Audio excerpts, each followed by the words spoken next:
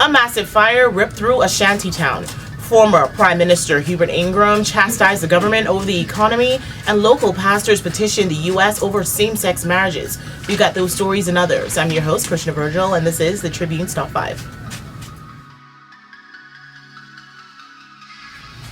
Families of a shanty town in southwest New Providence were displaced this week after a massive blaze ripped through the makeshift homes.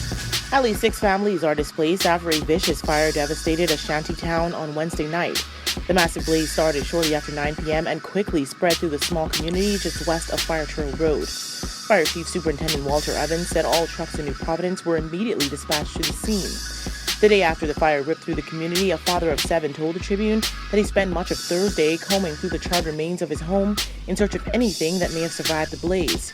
He said, quote, "We lost everything and there's nothing left," end quote. He did not want to be named and is a Haitian national.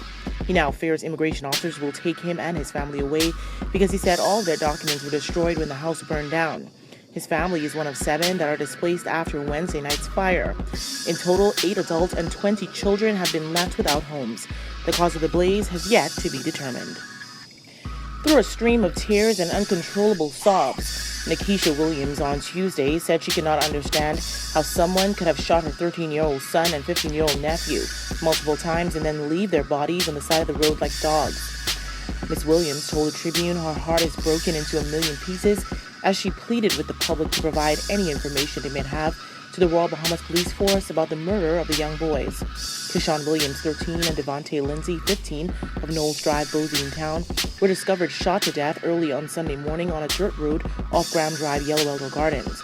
The Tribune understands that the pair were found side by side and appear to have been shot execution style. Their bodies were found around 9 a.m. by people walking in the area. The teens became the country's 35th and 36th murders of the year, according to the Tribune's records. F. Adley Junior School on Friday held a memorial in Kishan's honor. Former Prime Minister Hubert Ingraham this week blasted the Christie administration, saying it has failed to be transparent over the Bahamas' economy. The former Prime Minister criticized government's lack of transparency over the economy this term, challenging that the Christie-led administration's fiscal performance over the past 5 years could not rival his party's governance during the Great Recession. Mr. Ingraham lamented that the government has not made much information available to the public, and as such, he did not know very much about the current state of the economy. During an interview on the Bahamas at Sunrise show, the former prime minister said the public concerns over the national debt and value-added tax would be eased by greater transparency. He said, quote, "I don't know very much about the current state of the economy because the government is not very transparent in its dealings. It doesn't make available very much information in public places." The state minister of finance was on the radio the other day, and he was asked a very basic question about the VAT and the expense for VAT, and he seemed to have been challenged to respond to the question. The reality, though, is that there is a feeling in this society that the value-added tax was a tax that was going to be used to pay down the government debt. Well, that was how it was sold to the public, but the truth is, it was revenue-raising measure. The national debt, in and of itself, was not a challenge in a society if people could see where the money is going and what the money is being used for. When you continue to increase the debt and you're able to touch, feel, and see what the money is being spent on, Mr. Ingraham said. Without a casino operator license or a definite answer on when guest reservations will be accepted, China Construction America officially transferred Mega Resort Bahamar to Hong Kong-based Chow Tai Fook Enterprises Limited on Tuesday. The transfer was executed by CCA handing over to CTFE its temporary certificate of occupancy, which now allows visitors to occupy rooms and utilize other resort amenities. Describing himself as feeling an incredible degree of pleasure, Prime Minister Perry Christie adopted a celebratory tone, but chastised critics, saying those who are rooting for the project to fail for political purposes should feel terrible about doing so. During comments that were seemingly directed at Free National Movement leader Dr. Hubert Minnis, Mr. Christie added that he could not imagine how anyone who cares about people would continue to distort the truth about the very real West Bay Street development. Asked when the resort would begin taking guest reservations, Graham Davis, CTFE Bahamas president, said this would commence very, very soon with the launch of Bahamar's advertising campaign. He went on to suggest that non-paying guests would fill the resort on its first day of operation, explaining that guests were invited for Bahamar's celebration and ribbon cutting to commemorate its opening.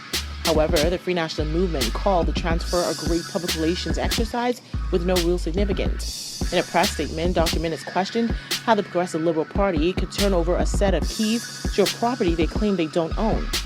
and said if running a property was just as a series of photo ops and staged events, this PLP government would be batting 1,000.